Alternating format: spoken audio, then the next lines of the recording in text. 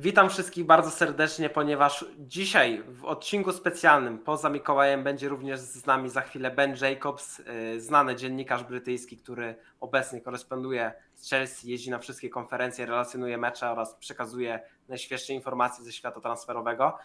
Jest oczywiście ze mną Mikołaj i myślę, że to będzie naprawdę bardzo ciekawy odcinek nie tylko dla naszych polskich widzów, również dla tych paru brytyjskich, których ostatnio zdobyliśmy. Pozwolę się Mikołajowi przywitać i przechodzimy do odcinka. Tak jest, bardzo miło Was tutaj gościć. No i naprawdę cieszę się, że mogliśmy zrealizować taki odcinek. Myślę, że dużo się z niego dowiecie, bo Ben nie tylko ma wiedzę piłkarską, ale też jest świetnym człowiekiem, z którym można rozmawiać na tematy nie tylko związane z Chelsea, ale także z polską piłką i ogółem naszej sytuacji, przyszłości. Zapraszam do oglądania razem z Filipem intro.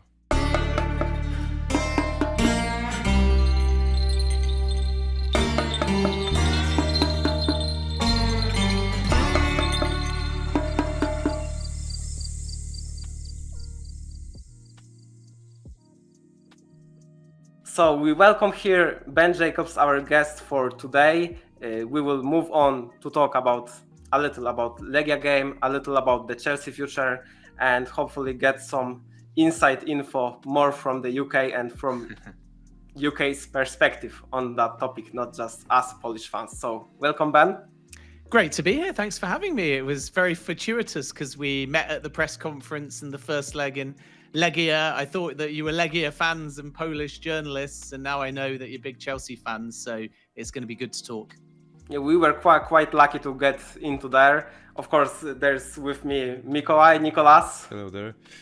Yeah, Okay. Our Polish-speaking audience knows me well, and just as Ben, I'm so grateful for the last Thursday, as we spoke, and I hope the good fruits of that meeting are gonna pop up today, just as we record. So I will give you the information I have, that's for sure. Okay, so let's move on to talk a little about the Legia game, which we had to watch yesterday. It wasn't an easy watch. Legia won in London, so that's quite I think interesting, and it shows, for me at least, the lack of seriousness in the squad about the Conference League that they go into, and especially in the offense produce not so many chances. Ben, what are your opinions on Chelsea in that game? I'm sort of torn because on the one hand, you can't say Chelsea disrespected either Legia or the Conference League, because you look at the lineup and we were all quite surprised. Cole Palmer, Nicholas Jackson, Reece James, Mark Cucurella all starting. So it was a strong lineup. But I think in their head, they had this 3-0 first leg scoreline.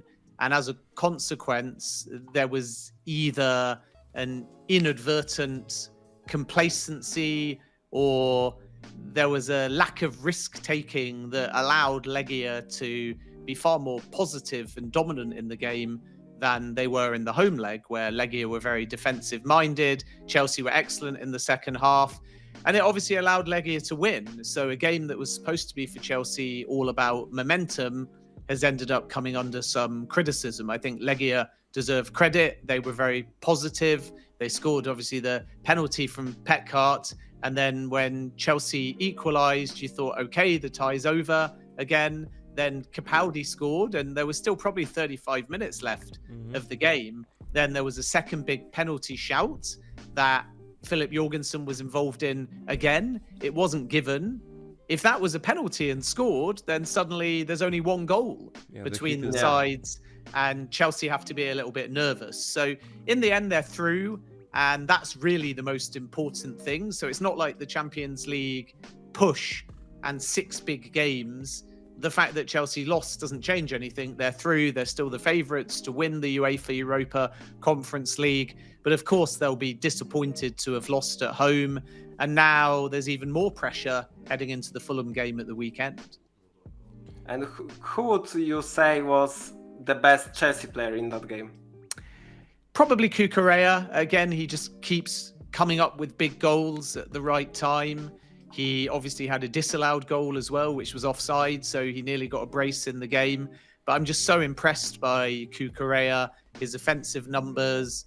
We forget that he was signed for big money, and then under Graham Potter was coming in for a lot of criticism, to the point where, a bit like Ruben Amorim tried with Andre Onana, Potter felt that he had to pull Cucurella for a few games because there was just so much backlash about his performances. And now Chelsea are getting the Cucurella that was one of the players of the tournament at the last European Championship. Mm-hmm. And as a consequence, he looks like tremendous value for money. And we're starting to see now exactly why Chelsea invested so much in him. And for me, the Cucurella form is partly a legacy of Pochettino, because you may remember that last season Chelsea were thrashed by Arsenal and everyone thought Pochettino's under some serious pressure here.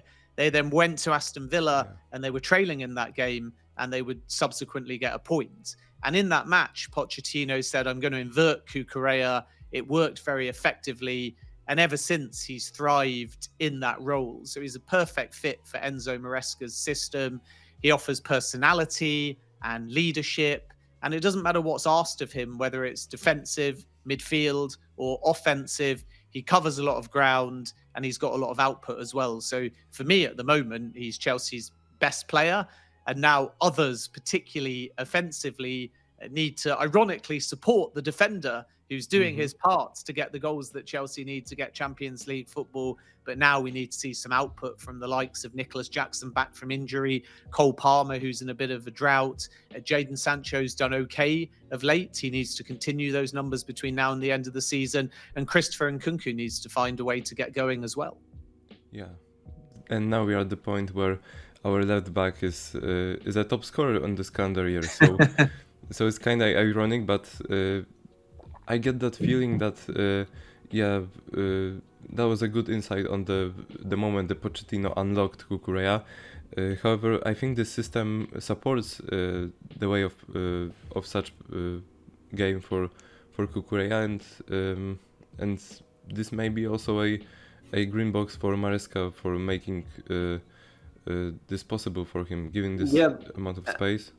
And also he plays in so many roles. Actually, he can play center back, he can play normal left back, he can go inverted defensively, offensively, and he's just brilliant. And for sure, he's coming into the conversation of who's the best Chelsea player this season, alongside Moises Caicedo and Cole Palmer, even with the recent form. Yeah, I think Moises Caicedo and Marc Cucurella are probably going to be candidates for Chelsea's player of the season. Of course, Cole Palmer started so well that he's in that conversation. But the time you get at the end of the season, if he can't turn his form around in the next 6 league games, then maybe the more consistent performers have definitely been Caicedo or Cucurella. Enzo Fernandez has had a very good season as well. But it's interesting because Enzo Maresca has quite a rigid philosophy, but that doesn't mean that your big picture is reflected in rigid tactics. So whereas people think he'll only play one way, and that may be true of his philosophy, tactically there's a lot of adaptation. We've seen Reece James at right back, left back, inverted, and in central midfield. At Leicester, remember, the inverted fullback was on the right-hand side. It was Ricardo. Whereas at Chelsea, he's inverting the left side. We've seen wingers switch sides. We've seen Christopher Nkunku wide behind the striker and as a lead striker. We've seen Pedro Neto lead the line when Nicholas Jackson was injured. So there's a lot of kind of finessing and tactical flexibility, even though the philosophy is rigid. And luckily for Cucurella, as you rightly say, he plays very well into the system. And now we're just going to kind of have to wait and see whether this system, and if Chelsea are patient heading into the summer and next season, can get the best out of everybody, not just 5 or 6, but 11. So I think you've got Joss Achimpong, who's got a big future ahead of him, and Mark Cucurella, very geared towards this system. You've got Cole Palmer, who obviously relishes the freedom. You've got Jackson, who ties it all together as a focal point. You've got wide players that, to an extent, are fits. I think particularly Sancho's profile. So it'll be interesting to see whether Chelsea keep him. Pedro Neto, and he can play anywhere across the front line. And they're essentially like Noni Madueke, who's another important player, wide touchline hugging wingers that have to be able to get in quickly into threatening areas. Because Enzo Maresca wants an old-fashioned winger who can hug the touchline, but they still have to basically be a wide forward in terms of their goals output. And that's maybe the bit that's missing at the moment. These are top wingers, excellent assisters, but Maresca, like with Noni Madueke towards the beginning of the season, wants to see more goals from them. And he also puts a high demand on his number 8s to have offensive output as well, whether that's Cole Palmer, whether that's Enzo pushing forwards into that role, whether that's Kieran Dewsbury-Hall, who started against Legia. So when you add all of that up, plus, of course, the goalkeeper situation having to be ball playing, there's still a fair amount of adaptation to be had. And this is why I think Enzo Maresca feels his young squad still have room for improvement. Yeah, Okay. sure. I think we will continue talking on Chelsea more soon. Let's move into like Polish topics. We barely have like big UK journalists coming for Poland for a Conference League game. So maybe just quick opinion. How did you like your short stay in Poland? How did you see anything in Warsaw besides the stadium? Yeah, I really enjoyed my trip to Warsaw, and amazingly, because I've been to other parts of Poland, this was my first visit, and I got the opportunity to do a few things. So on the football side, I was fortunate enough to visit Legia's excellent, relatively new training facility, and I know that it was also used by Shakhtar as well. And I think in February of this year, in addition to the training center, they opened a new skills studio, which is very innovative and allows you to kind of practice things indoor, like free kicks, and get a lot of data. So Legia are investing a lot in their sort of sports science, and that training facility, even though people will focus on the famous European nights beating Chelsea away, I think that's Legia's first ever victory in England. It's the first ever team on the English soil, first Polish team to ever beat any English team.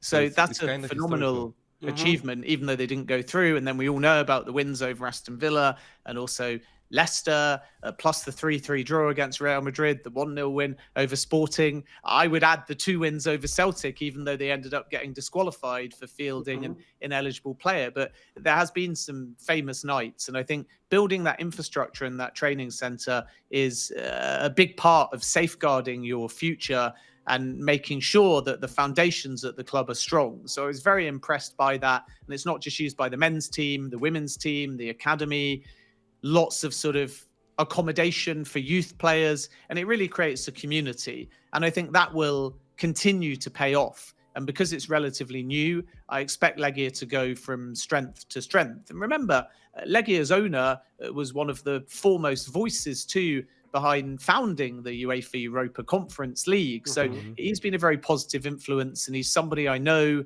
that is ambitious. And I'll have an interview out with him next week, because I was fortunate during my time in Warsaw to sit with him for about half an hour, and keep an eye out for that interview, because he talks about Legia's strategy and also goes into some detail about his role with the European Club Association. And it's no coincidence that after PSG beat Aston Villa in the Champions League first leg, Nasser Al-Khalifi, the president of the European Club Association, jumped immediately on a plane to meet Darius. And that shows the respect and the strong working relationship and friendship that they have. So Darius is very important for Legia, but he's also very important for the future, in my opinion anyway, of European football. So I think Legia are in safe hands with him. And I know there's a lot of excitement now ahead of the cup final, which isn't at the Legia Stadium, but is also in Warsaw. So hopefully they can end the season with a trophy.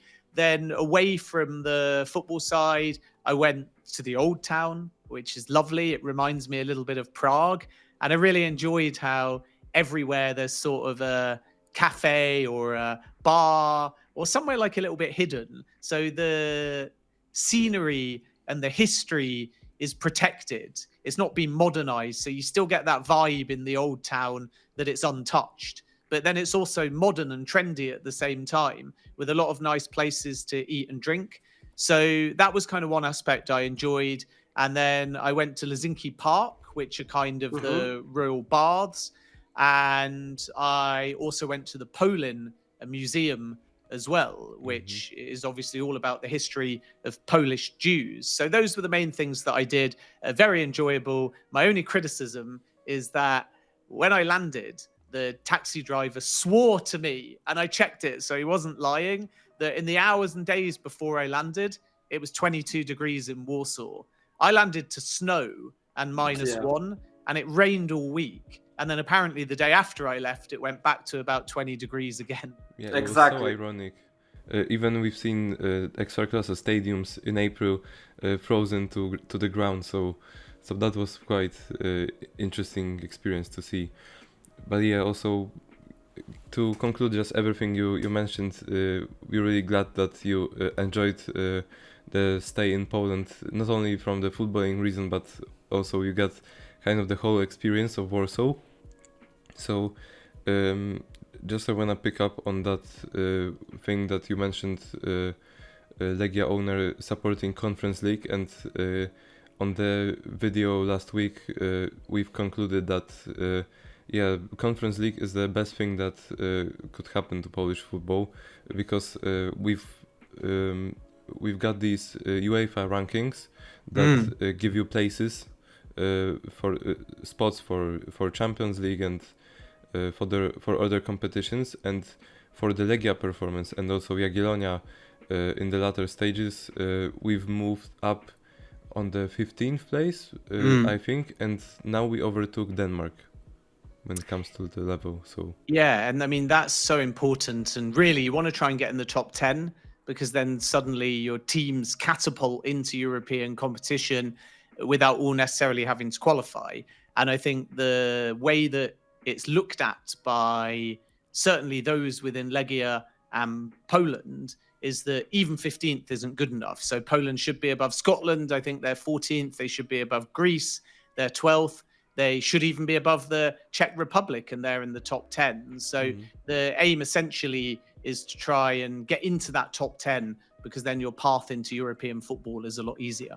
And that gives these leagues a space to compete against each other and to test these levels. Not only because so many teams fell short of the UEFA Champions League and Europa League, and that's the type of competition we lacked. However, seeing Chelsea play here is also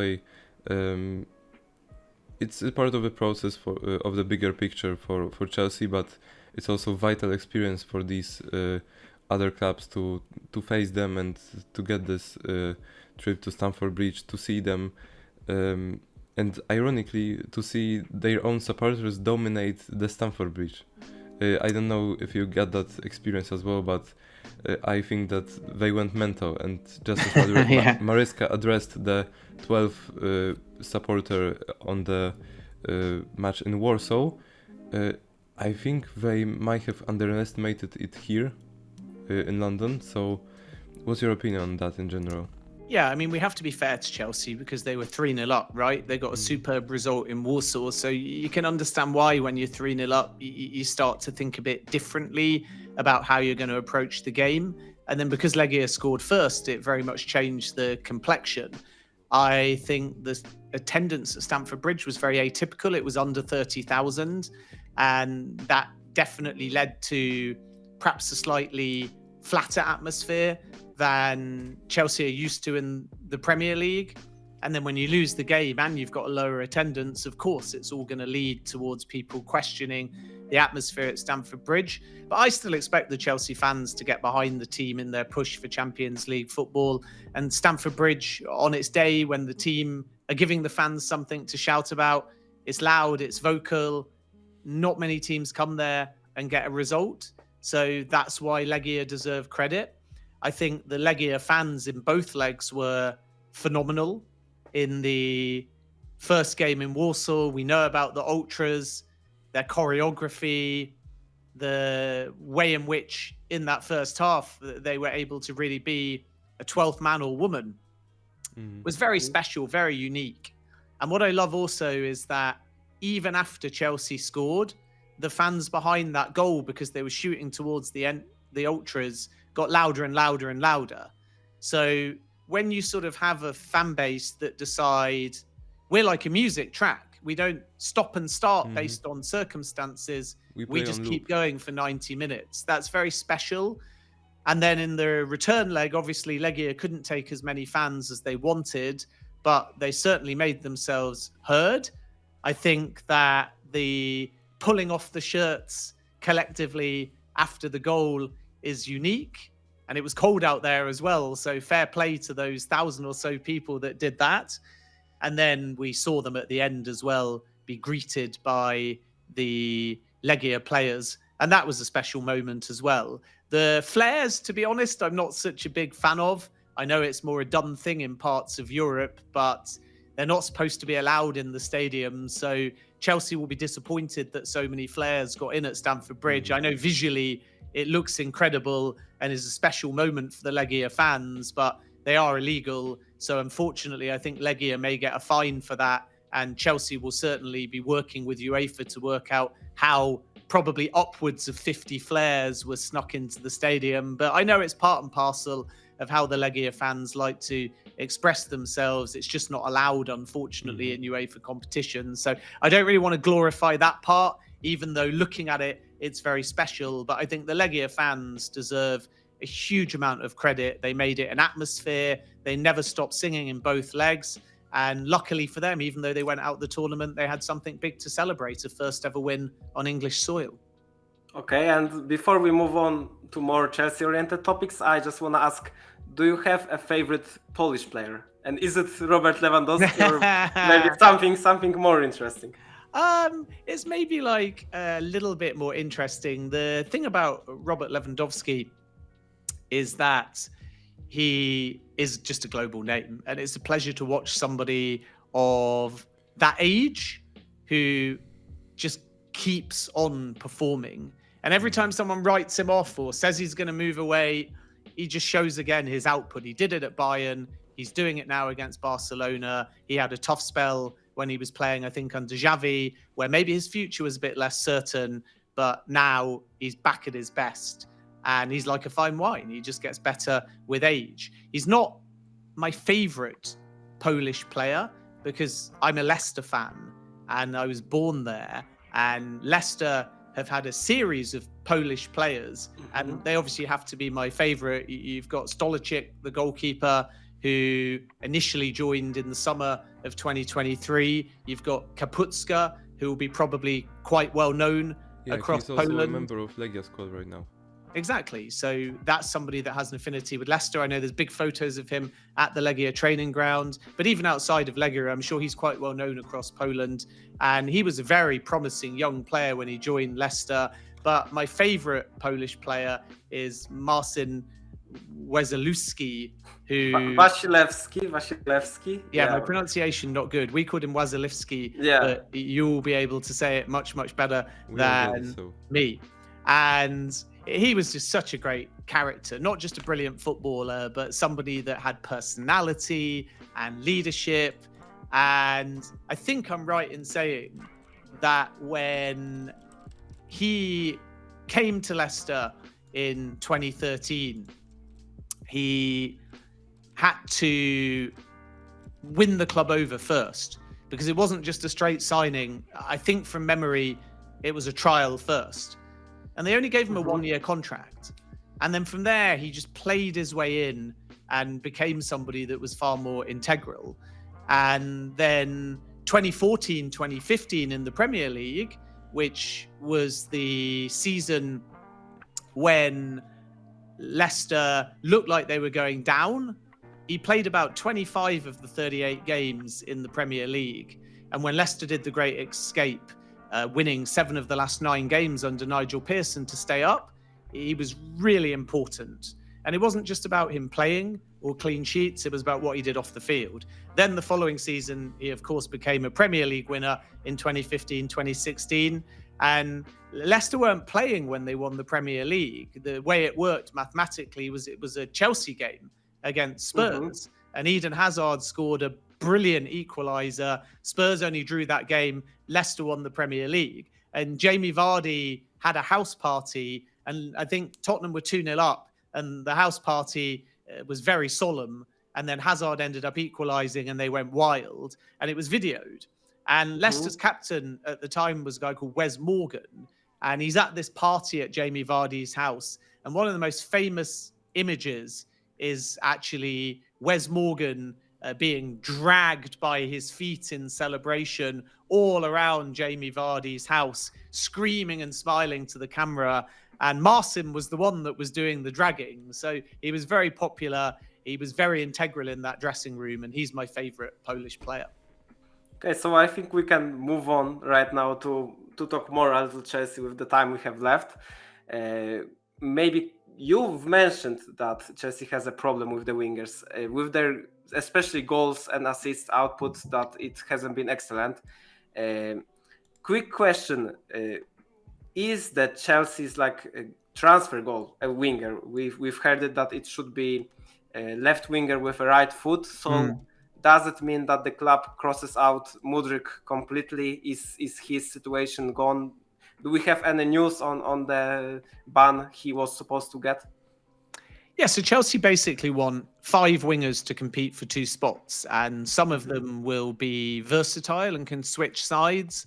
Some, you could argue, might even be like Esteval, who eventually wants to play through the centre, but primarily at the moment is playing as a right-sided winger or attacker. So he's one coming in, and the expectation is he's part of the first team squad. We know Pedro Neto is valued because he can play on both sides and even lead the line. Then they've got a decision to make at the end of the season over Jadon Sancho. They've got Noni Madueke, who was excellent at the beginning of the season and is still seen as important. But when I spell out those options, there's a leaning towards the right side because Neto prefers the right but can play both.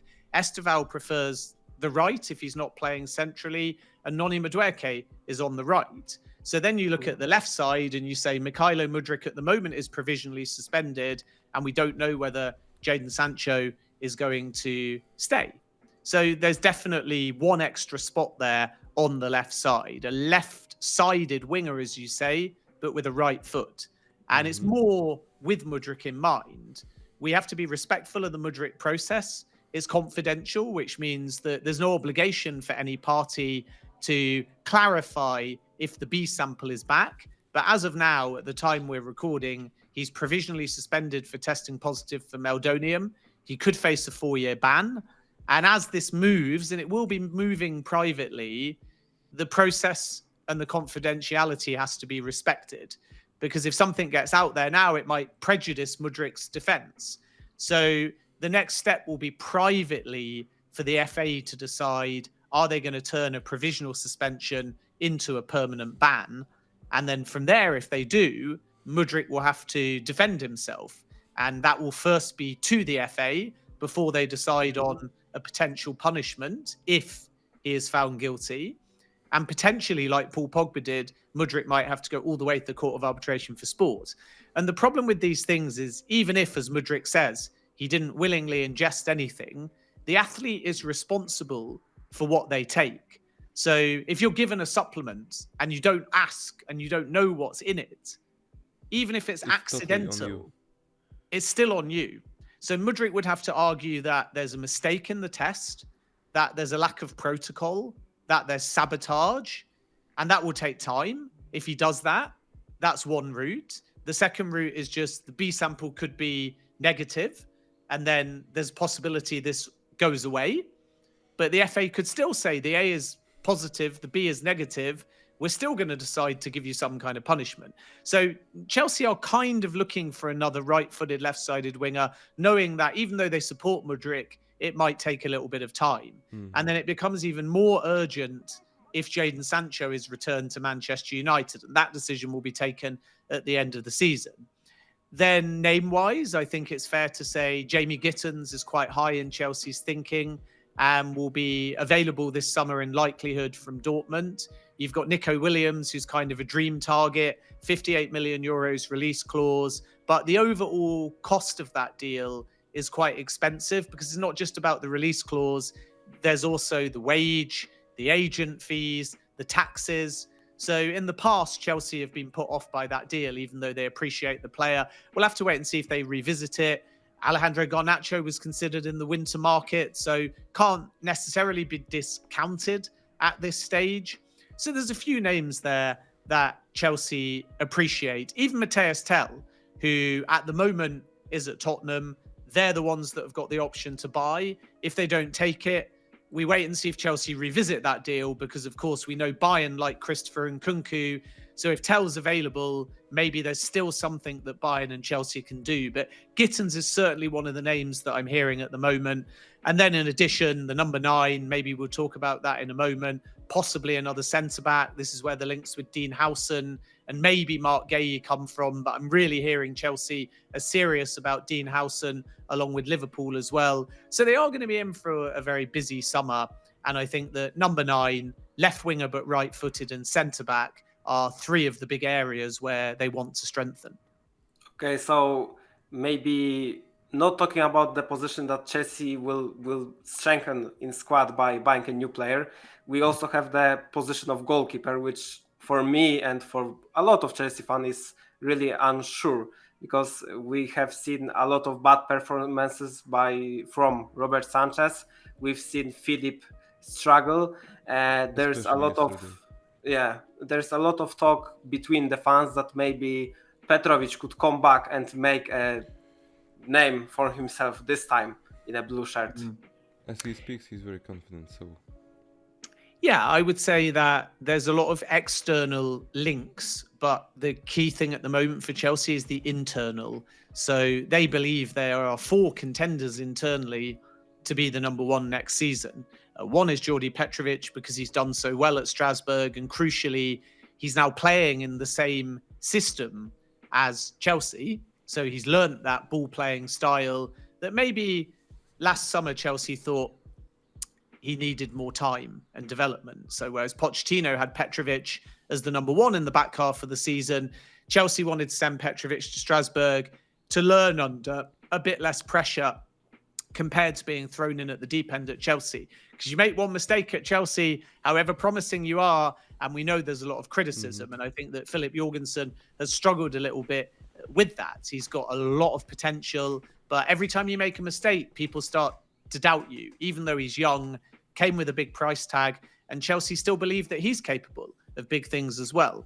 So the goalkeeper situation at the moment is not about Chelsea finding an external number 1. It's about them bringing all their goalkeepers back and deciding almost a ranking between Robert Sanchez, the most experienced, and the current Premier League number 1.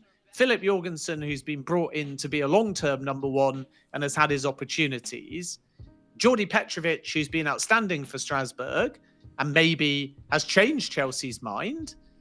And in addition to that, Mike Penders, a young goalkeeper that's coming in this summer with a huge future ahead of himself. And you never know, he might even be ready for Premier League football now because Chelsea view him as a generational talent.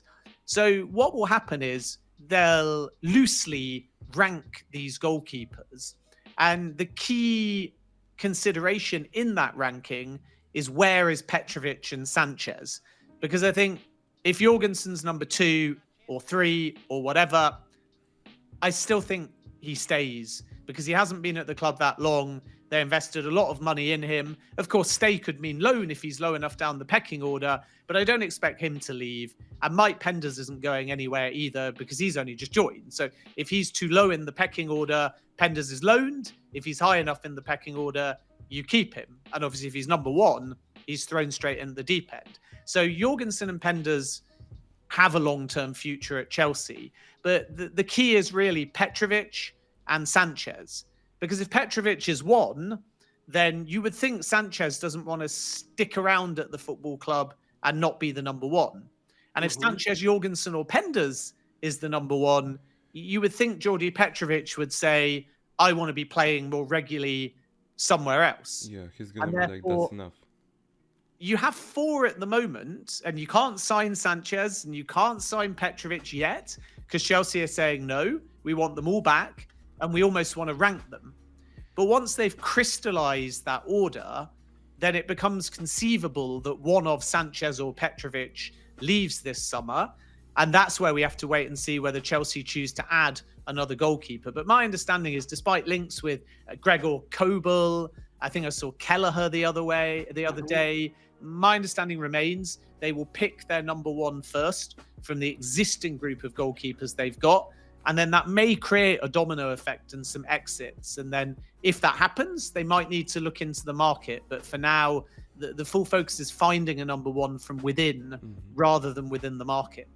I want to pick up on that just shortly, because in Chelsea we're used to like historically big names on the goal for years, like Courtois, Cech, and then we got Kepa for some time, we got Mendy, and now we got that time of, let's say, regency, that there are few pretenders for the crown of the number 1 goalkeeper. However, we've got all that info on all that data, the club's opinions on each player, but maybe privately, who do you see as the best fit for Chelsea right now? It's hard to tell because Sanchez now is an outstanding shot stopper, but hasn't yet quite figured out this ball playing system. And as a consequence, under pressure, he makes errors and the distribution isn't perfect yet. But, you know, he also has saved Chelsea points that never get spoken about. I remember 2 incredible saves in the 1-1 draw with 10-man Nottingham Forest. I think both of them were in added time.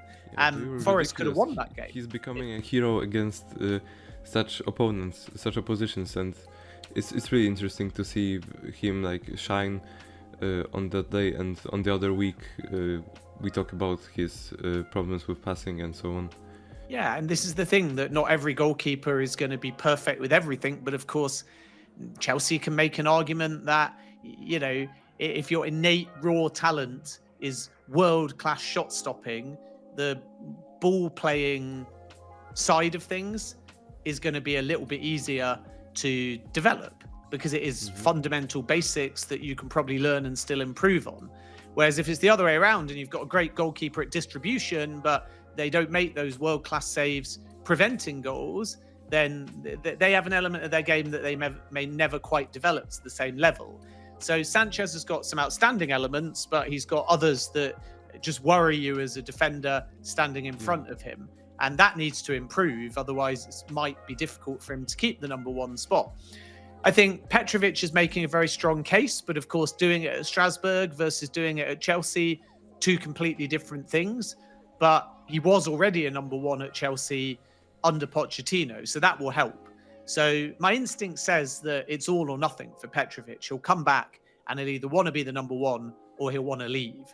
That's my feeling with him. And he's making a very strong case at the moment. Jorgensen, for me, is not there yet. And it wouldn't be a bad thing if he stayed at the club as a number 2 and, again, played some form of European football and gave himself another season to learn with a little bit less pressure. And then Mike Penders is just the wild card. Because, you know, you mentioned rightly before about your Pediceks and these type of goalkeepers at Chelsea. But the reality is that fans understand there's 1 or 2 generational talents out there.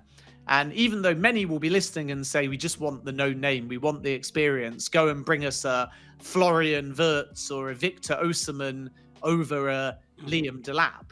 But then when a Esteval comes, most people say, okay, I'm prepared to make an exception to that view because it feels like this guy is something special now, even though he's only young. And with a goalkeeper, we don't quite put a young profile in the same category of excitement as an Esteval because one's a goal scorer, one's an outfield player. But I have to tell you, Chelsea view the profile of Mike Penders in a similar vein to Esteval. They think this guy is the real deal. They think this guy is a generational talent. They think this guy can be one of the world's best goalkeepers. So it wouldn't surprise me if he gets more minutes in his first season at Chelsea than people realise. But I don't have any information at this stage as to who they might pick, because Enzo Maresca, the football department, the sporting directors, they haven't made a decision yet. So the number one will be one of those four. And then depending on who they pick, there'll be a domino effect that potentially affects the futures of some of the others. Okay, and you've mentioned Maresca and the future plans. Do you think that Maresca is a certain point for the next season, or with that bad form right now and possible hard games at the end of the season, he could say goodbye to Chelsea? I'm not aware at the moment of any consideration over Enzo Maresca's future. They backed him with a long-term contract. They believe the project has paid off. And I understand why some fans may be talking about Maresca's future. But in fairness to Maresca, the form may not have been brilliant since the festive period. And the fan base are, to some extent, turning against the manager or the style in games.